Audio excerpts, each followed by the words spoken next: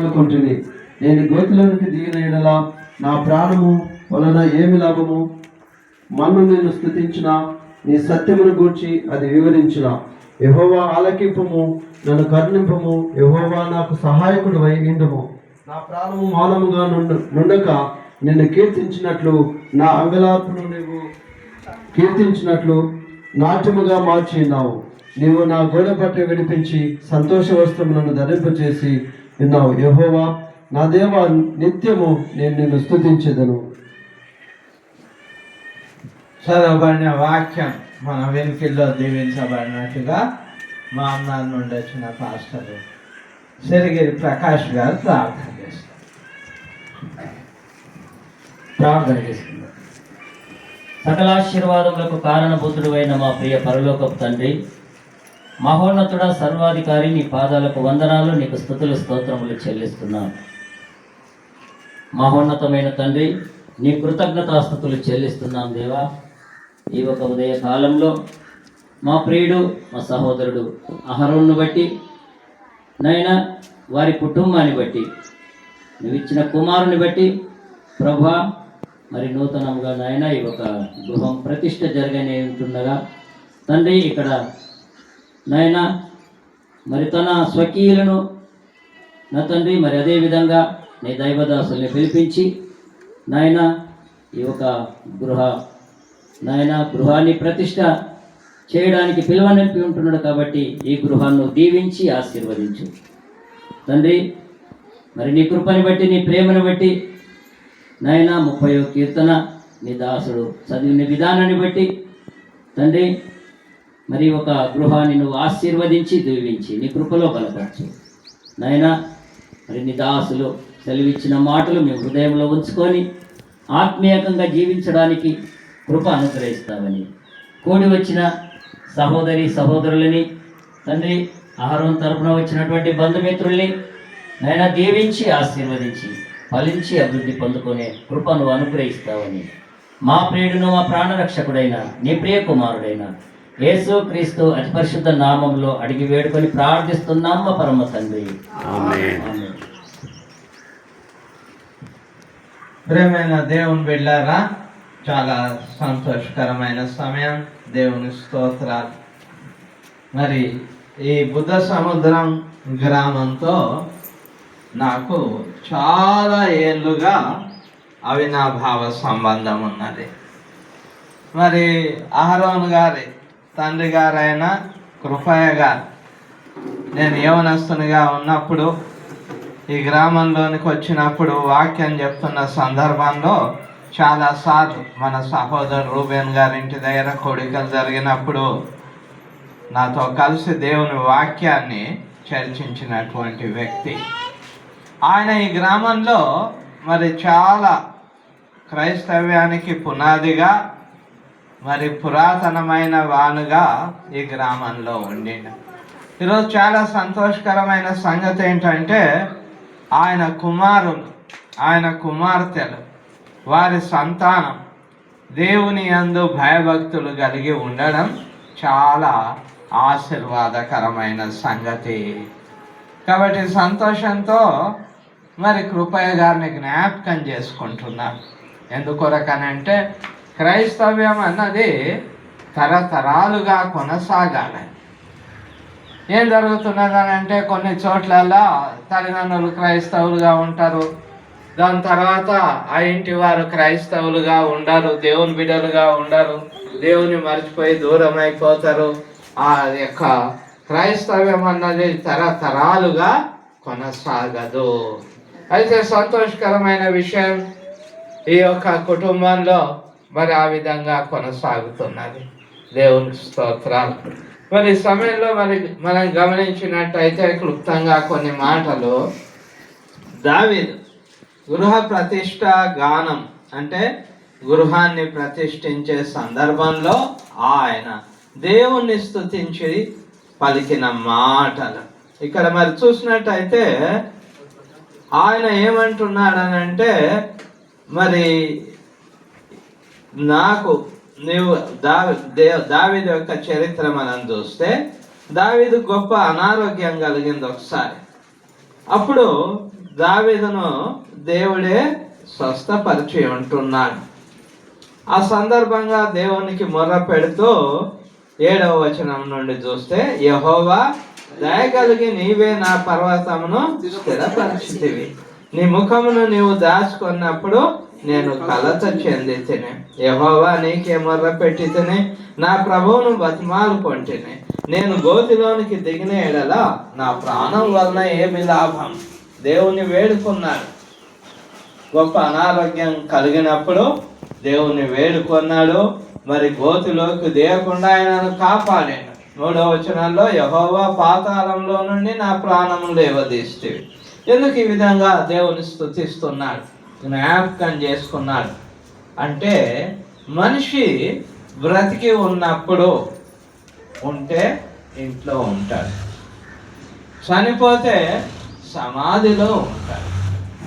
అయితే కొత్త గృహాన్ని ఇచ్చినావు దేవా, గృహంలో బ్రతకడానికి నాకు ఆరోగ్యాన్ని ఇచ్చినవని దేవుని స్తుతిస్తూ ఉంటున్నాడు.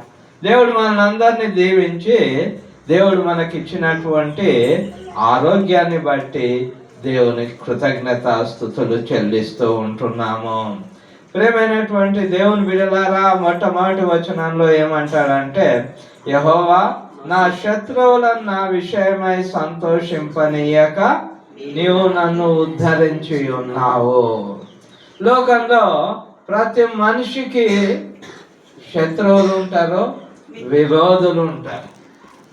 విరోధులు ఏం చేస్తారని అంటే, అసూయ చేత మరి కొన్ని కార్యాలను చెడగొట్టాలని వాళ్ళు చూస్తారు. శత్రువులు అయితేనేమో బాహాటంగా వారికి కీడు చేయాలని చూస్తారు. రకరకాల మనుషులు ఉంటారు. ప్రతి వ్యక్తికి ఎవరో ఒకరు ఉంటారు విరోధులుగా. అయితే సమస్య ఏమనంటే, కొన్నిసార్లు పైకి మంచిగా ఉంటారు కానీ లోపట విరోధ భావం కలిగి ఉండి కీడు కోరుకునేవారు ఉంటారు. దావీదు పరిస్థితి అదే. అయితే దేవుడు కాపాడాడు, ప్రతి సమస్య నుండి దేవుడు కాపాడిండు, దీవించాడు. వాళ్ళు కూడా దేవుడు ఆ విధంగా కాపాడి దీవించేవాడు. ప్రతి సమస్య, అనారోగ్యం ఏదైనా దాన్ని దూరపరిచేవాడు. వీళ్ళరా ఎందుకొరకు అని అంటే, దావీదు దేవుని స్తుతించేవాడు. ఎల్లప్పుడూ దేవుని స్తుతిస్తున్నాడు, దేవుని వేడుకుంటున్నాడు. మనం కూడా ఎల్లప్పుడూ దేవుని స్తుతించేవారుగా ఉండాలి. ఆయనను మరవద్దు.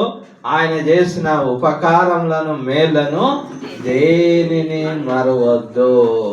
ఇక్కడ చూసినట్టయితే మరి 103వ కీర్తన, నా ప్రాణమా యెహోవాను సన్నుతించుము, ఆ అంతరంగమునున్న సమస్తమా ఆయన చేసిన ఉపకారములలో దేనిని మరవకుము అన్నాడు. అనేక మేలు చేసే దేవుడు.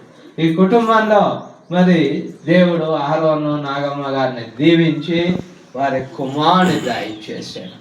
ఆ కుమారుడు ఇప్పుడు ప్రయోజకుడై యుక్త వయసు వాడైతున్నాడు. యుక్త వయసులోకి వచ్చాడు, ప్రయోజకుడై. చాలా సంతోషం. మరి ఈ గృహం కట్టబడంలో పరంజ్యోతి కూడా ఎంతో సహాయపడి ఉంటున్నాడు.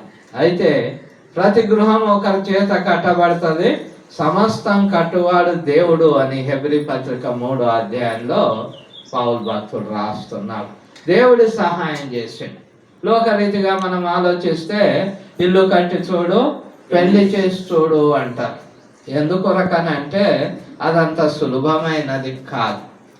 కడుతూ ఉంటే ఎన్నో ఖర్చులు వస్తూ ఉంటాయి. మనం అనుకున్న దానికంటే చాలా ఖర్చు ఎక్కువ అవుతుంది. వివాహం కూడా అనుకుంటే అది వెంటనే జరగదు. తగిన జతను దేవుడు ఎక్కడ సిద్ధపరిచిండో అది ఆ జత మనకు తెలిసేంత వరకు టైం పడుతుంది. ఏదేమైనా దేవుడు బిడ్డలను దీవించాడు.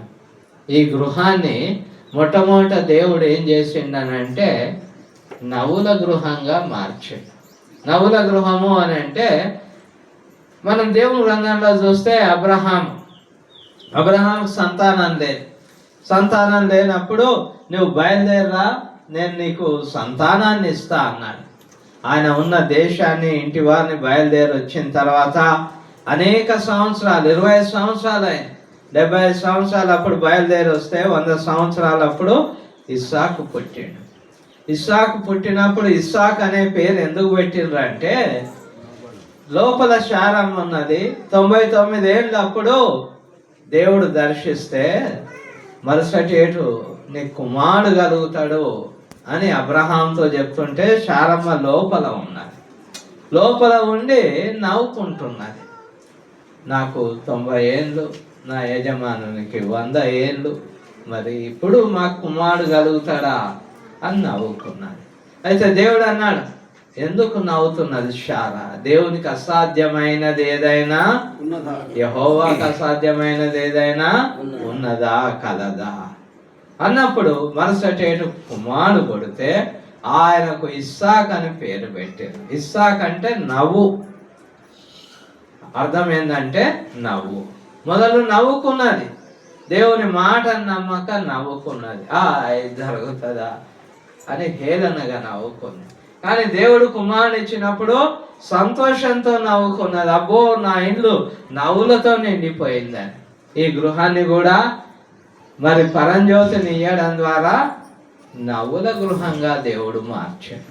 మరి గృహాన్ని సమాధానకరమైన గృహంగా, సంతోషకరమైన గృహంగా మార్చున్నట్లు మనమందరము ప్రార్థించవలసిన వారమై ఉంటున్నాం. దేవుడు చేసిన మేలును బట్టి దేవుని కృతజ్ఞతాస్తులు చెల్లిస్తూ మరి గృహంలో ఉన్నప్పుడు నెమ్మది, సమాధానం, ఆరోగ్యం గృహంలో నివసించే బిడ్డలకు ఎల్లప్పుడూ కలుగునట్లుగా దైవజనులమైన మనమును, ఇంటి వారును అందరినూ ప్రార్థన చేయాలి. ప్రత్యేకించి ఇంటివారు, ఈ గృహంలో నివసించేవారు ప్రార్థన చేస్తే దేవుని సన్నిధి అక్కడ ఉంటుంది. అప్పుడు సకల దీవెనలు, సమాధానం ఉంటుంది. మత్తయి 18:20 చెప్తాడు, ఎక్కడ 2-3 నా నామం పేట కోడి ముందరో వారి మధ్యలో నేను ఉంటా అన్నాడు. కాబట్టి 2-3 పరంజ్యోతితో కలిసి ప్రార్థన చేసినప్పుడు దేవుడు అక్కడ ఉంటాడు.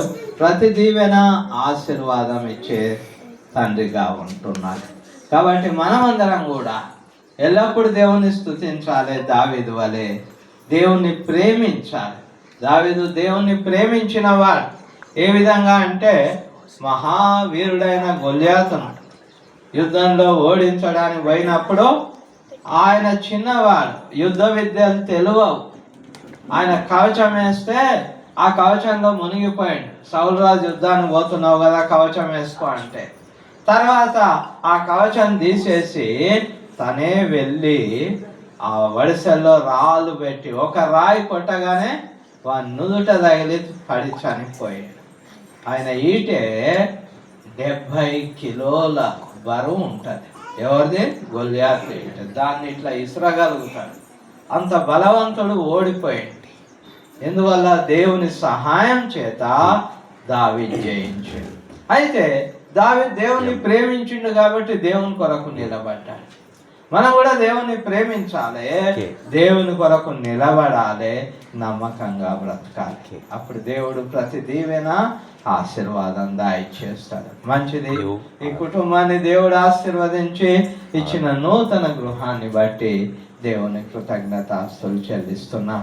ఈ సమయం మన మధ్యలో ఉన్న రారత్నం పాస్టర్ గారు ప్రార్థన చేసిన తర్వాత రిబ్బన్ కటింగ్ చేద్దాం.